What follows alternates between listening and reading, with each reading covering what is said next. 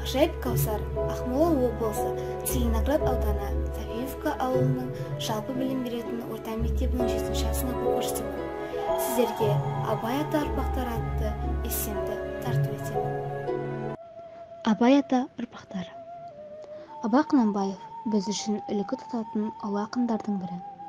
Ақындықпен қоса ол ағартушы, философ, сазгер, саяси қайраткер.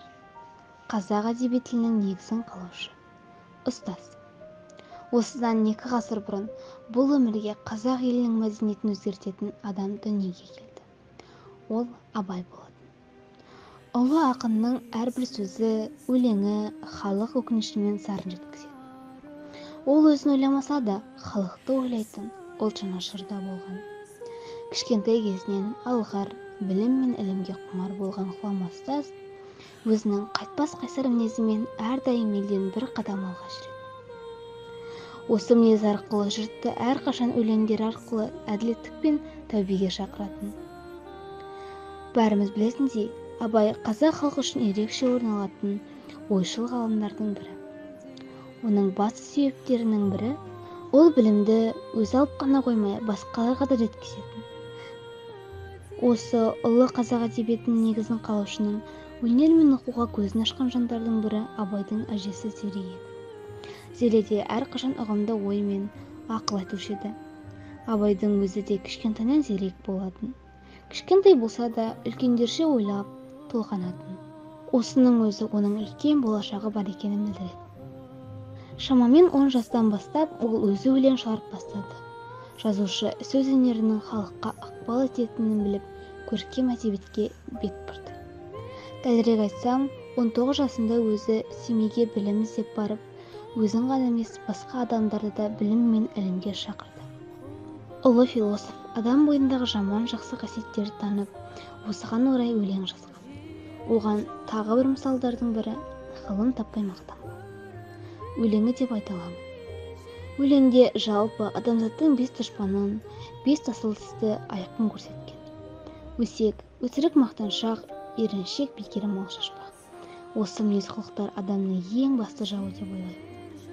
Ғұлама ғалымның қалдырған тағы бір көрнекті мұраларының бірі қара сөздері. Қара сөздерде де ол түрлі тақырып жанрда жазатын. Қара сөздерге әлеуметтік, дінге, адамзатқа көзқарасы мен ақылдары жазылған. Оның әр 45 қара сөзінде 45 ой, 45 мазмұн бар. Әр ойы көркемді түрде жазылған және үлкен бір логикамен жазылған. Философтың ағартушылық жолында жасаған үлкен бір еңбегі осы қара сөздері болды. Осылайша Семейде жарыққа шыққан қара сөздер әлі күнге дейін шет елдерде аударылып, шығарылып жатыр.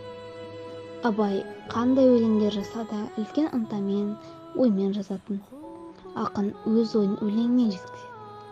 9 ғасырдың екінші жартысында қазақ елінің алға қарай жүруіне, өз ой пікірін қалыптастыруына ықпал еткен өлеңдері қаншама.